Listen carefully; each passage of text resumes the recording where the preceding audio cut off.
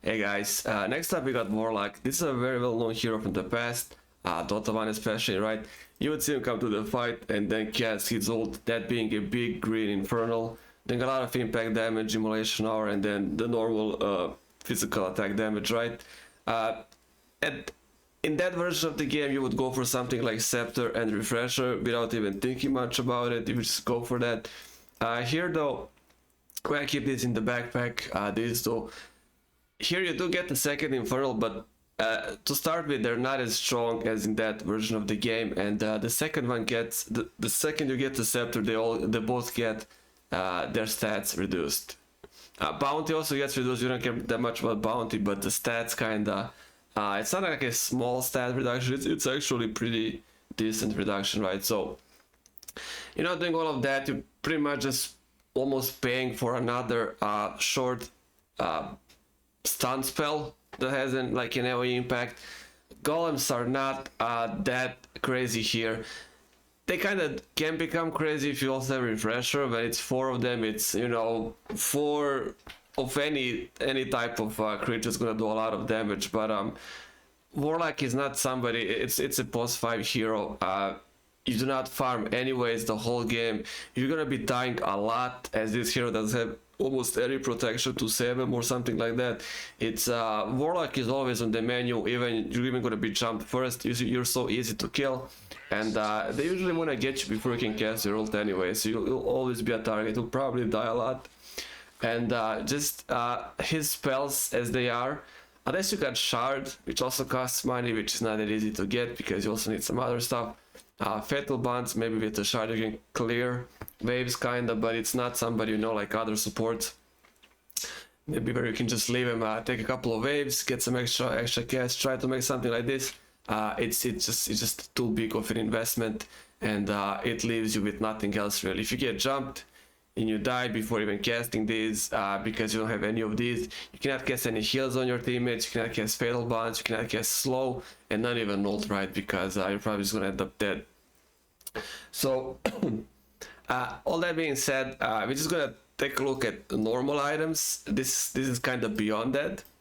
So normal support items for Warlock would include all of this stuff, right?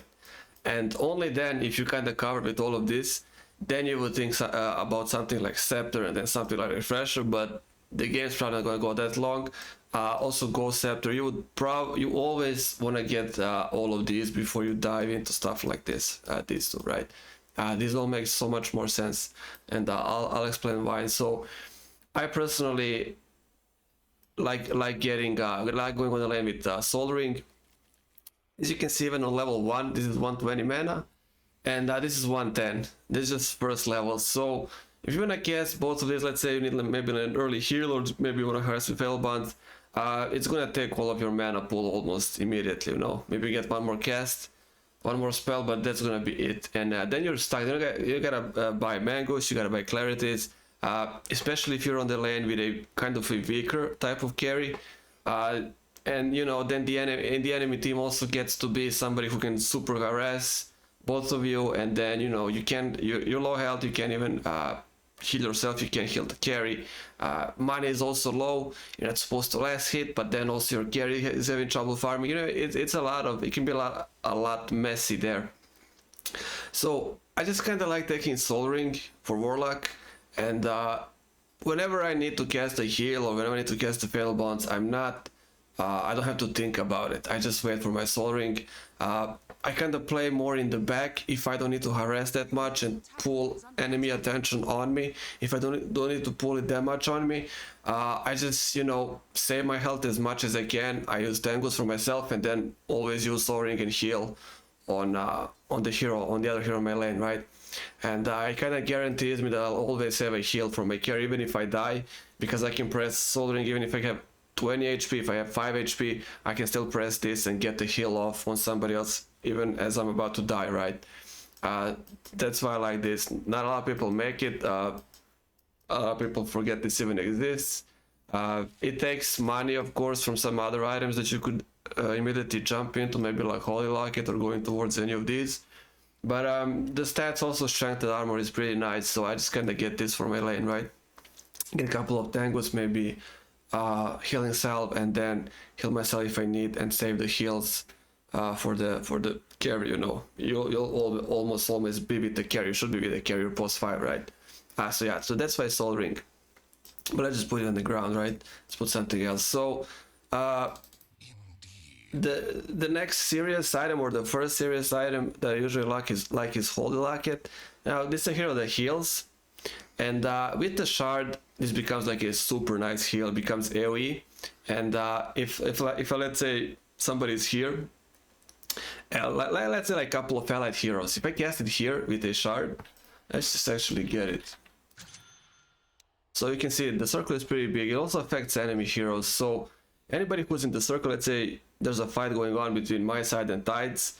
If I cast it, my teammates are gonna get healed, and this Tides are gonna get the usual, you know, other way around, getting damaged by this. And also, I also think it's also slow now.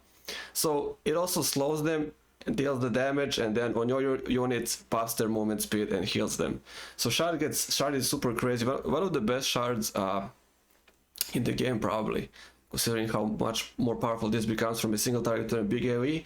And all of that leads to why I make the Holy Locket. Not just being another really quick heal that you just cast, doesn't cost any mana. Also pieces for this you'll probably bring on the lane with yourself anyways, the wands and stuff. It gives you nice 300 mana boost as well, health. So yeah, that's kind of the primary effect. The second effect for Warlock, especially with the shard, is the Holy Blessing. Amplifies heals you provide by 30%. So when I get the shard and this, let's say I have this and shard, do not really need that much more, maybe boots. And once I cast this, it's a lot. It's all of the heals are amplified by 30% on anybody that's in the circle, right? So you get a lot more value from the passive effect of this alone, right? Because of the way the Warlock spell works with the shard. So that's why I like getting Holy Locket. Of course, it's another heal. So you can heal 2 targets now. When you get the shard, it's the whole team amplified and so on, right? Something else like Glimmer Cape or Force Staff. Like I said, Warlock is such an easy target. There's no stuns, there's no slows. You have a heal, but that heal is kind of slow, especially cast on you. You're not that strong anyways, not that much armor. And you are always, Warlock is always a really nice target to go after, even try to bait him to cast his ult in an attempt to save himself. So he wastes this. This is a huge 170 seconds cooldown, and a lot of time Warlocks get scared cast ult in trying to survive, and you know, it's a big problem. So something like Force Staff gives you that mobility. You do not even have any movement enhancement type of skills, nothing. You just right click with boots, that's it. So something like Force Staff, for that case, getting in and out easily, having a lot more options with ult, saving it for a better fight. You know, also using Force Staff on any allies that are trying to escape. You can cast a heal, push them out with Force Staff, and you know, secure, make like a nice buffer between them and the enemy, right? Give them a lot more chance to survive, and then you can always cast your ult, and that's pretty much it. And you know, what I was mentioning with Force Staff, if somebody is facing you like this, let's say this is a mid, so I'm here, Tide is looking me like there. So you can always use Force Staff to do stuff like this, kind of like push them in. Maybe somebody is stacked here with you. It almost works like Vengeful Spirit's ult, the swap. And if they're not careful and you're fast enough in monitoring stuff, if they kind of going like this and if they turn for a while like this, you can push them in and get a quick kill. His body is here. If they got stuck, they're gonna have to like realize what happened, and by that time you might just kill them and get a fast, easy kill, right? Another way to use Force Staff. And that's kind of that with the movement stuff, and you know, saving allies. And Glimmer Cape is also another one of those. Cast on yourself, you need to get out with a Force Staff. Cast on any allies. Also, you know, the usual stuff. Let's say this is one here, and there's like 2 more of these, and they're all kind of spellcasters, heavy on spells. You got your Tide sending in, he wants to fight them. As he's fighting, you can always give him Glimmer Cape as well. It does not break, he just goes in on invisibility, but then that does not matter. 4 or 5 seconds, you have 50% magic resistance. So always remember that you can use Glimmer Cape aggressively. If anybody is in the fight is ongoing, and you think, let's say, this Tides is going to receive a lot of spell damage, just precast this, and you'll save him a lot of health that way, you know. And if anything happens after that, this is how it is. But that's another way we can use Glimmer Cape. Also, if he's running away, you know, there's option to Glimmer Cape, heal him, use Force on him, start casting slow. It just gives you a lot more options, and you're just a lot more your kind of mobility and the whole survival rate goes so much more up if you can get your hands on these. But again, it's not easy with Warlock. Not really a lot of spells to farm. You're not supposed to farm anyways, and you might just end up with only 2 items and boots. It's hard. They're gonna jump on you, they're gonna kill you all the time. Warlock usually fades like crazy. That's kind of just the type of hero he is, unfortunately. But also, I really like the hero, but that's just how it goes with Warlock, right? So you can just try to diversify as much as you can with these, and the usual stuff with Aeon Disc. With Warlock, it's not that big like with some heroes, like let's say Shaman, Shadow Shaman, or maybe Lion, where those 2.5 seconds give him a lot of time to hex or shackle or stun or Lion's ult. Pretty much for you, especially if you go for this early, it's probably only gonna be survive enough so you can get ult going and then you die. That's pretty much it with Warlock. Nothing really crazy here. If you have shard, you can maybe try and get the heal going and then try to cast the golem before you die, but nothing as crazy as it's more of wasting enemies' time, wasting enemies' resources on trying to finally kill you, because nobody likes to see Warlock just running around with Untitled surviving. And you know, it's kind of this weak, clathy type of hero where it's, you know, you just wanna kill Warlock immediately and go on with the fight. So it might trigger them a bit more, trying to waste time on you and resources. So that's pretty much on this for Warlock, really. The spells are not that crazy in that direction, right? And yeah, some extra stats, always nice. Go Scepter, of course, as usual. Any nasty right-click heroes with Blink, especially like Ursa, like Ricky, let's say he, you know, how Ricky plays, he just jumps and you cast Dust or Smoke. Silence, you can move. I mean, you can, we're probably gonna get Diffusal Blade in your back, and then it's trying to, it's gonna do all the extra damage in your back. If you press this, you're kind of safe, at least until you can move out of the silencing smoke, and then you can at least cast some other spells. But you'll probably have these anyways. 4-step is one of the best ones to just immediately push out of the silence, out of the reach. Maybe then cover yourself with Glimmer Cape. But yeah, this is the item for those cases, right? Anybody like those heroes try to attack you. It's okay. It can be also pretty nice for Juggernaut. If Juggernaut just wants to stall you with ult, you can always press this. It cancels his whole ult. He'll continue cutting, but he'll do 0 damage, right? So that's why Go Scepter is amazing for Warlock. Usual as for any support, right? That has trouble getting easily soloed and one-shotted. So yeah, that's pretty much nothing really special there, except the Holy Locket is kind of special for Warlock, really, because of the shard, because of the Shadow Ward. But this is kind of the basic stuff as usual for supports. There's nothing really crazy there, right? And like I said, Scepter with Refresher Orb, this is an insane amount of money. These two cost 10k. I don't know if you'll ever reach that amount of money with Warlock winning the game, winning the lane, supporting your team, not stealing farm. I think it's pretty impossible in a normal game.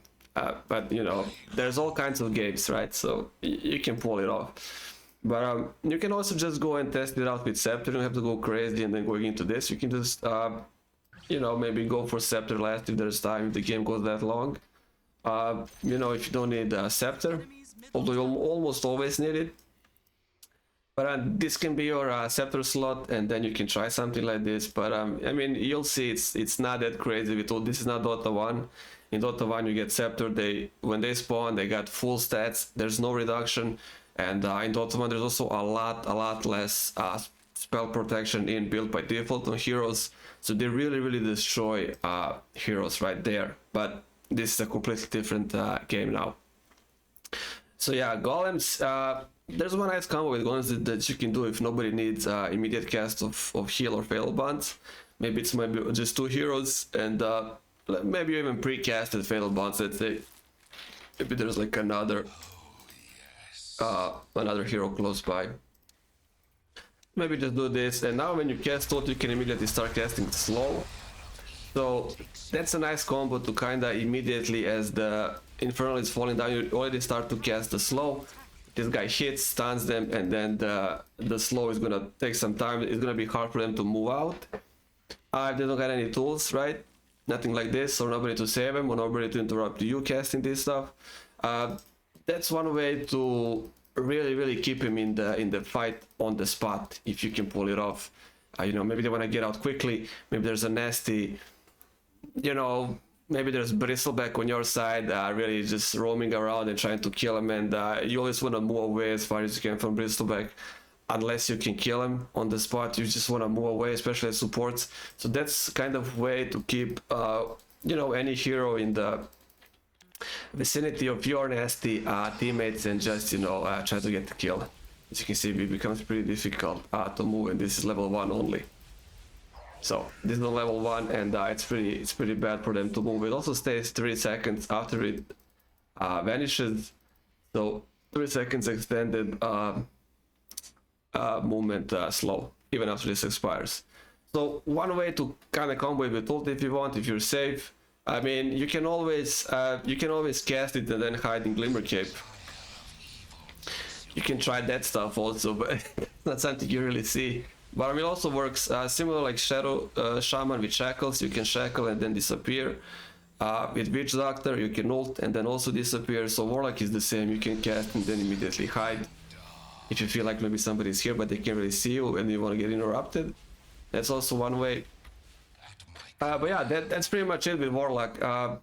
Like I said, you do not have to get Soul Ring at all. I just like it. I just always like being able to use the heal. I just kind of take more care about my health. I just play more carefully on the lane than I would usually with other supports when I don't care that much, because the skills are not the same. And I just kind of save my health and then convert with the Soul Ring my health to heal the carry on the lane. So that's why I like the item. But of course it's not needed at all. It's just however you want to play him, right? But yeah, that's gonna be it. Let's just take a look at the talent tree. Talent tree, just take the Shadow Word duration. You know, especially when you get the shard. The heals are longer, and then the damage for them is also longer. I can actually just guess, you can see how it looks like. So this is for them and this is for my team. Even the color is, so they're orange and ours is yellow. So he's getting healed movement speed, they're getting damaged and reduced movement speed. So it makes sense, just get the more duration on that. Once you get the shard, if you get it, it's gonna be a nice upgrade, right? Shadow Word cooldown as well. Upheaval attack speed per second on allies. That can be crazy good, right? But it depends on so many factors. That's a lot of ifs on this one, really. I would rather get this as low as possible, and it kind of gets low. 10 seconds is really low for a nice damaging AoE plus healing ability. It will be hard to go for this, and this will probably have to be the team where we know, all of us know each other, and we pick the heroes where I can get the max value out of this. So you can just somebody that can kind of gather them all around and then keep them condensed, and then our team just jumps in there and control them, and I cast it from the back and they all get attack speed. But that's dreaming. So just Shadow Word cooldown. I would also take just the Shadow Word damage and heal. You know, especially gets buffed again because of the shard.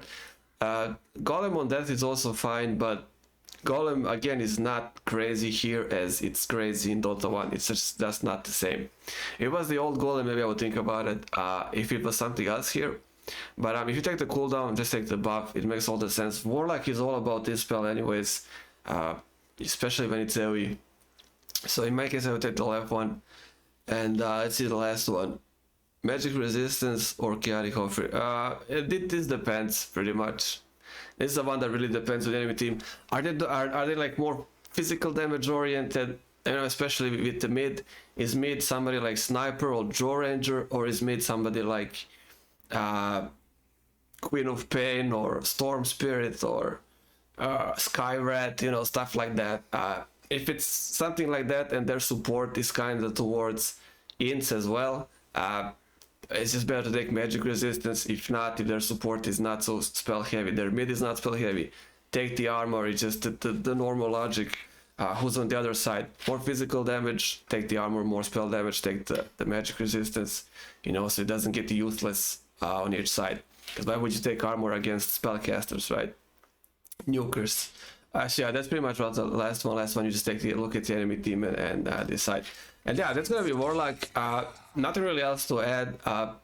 I like the hero. He's nothing crazy, nothing flashy. Nobody's gonna be like, oh no, like Warlock showed up on the map. They're not gonna run scared, you know, completely scared from you. But still, really fun hero, really nice hero, great utility. Fatal bonds can be really nasty as well. And yeah, just it's a really nice support hero. So yeah, that's for the Warlock, guys, and I'll be seeing you on the next one.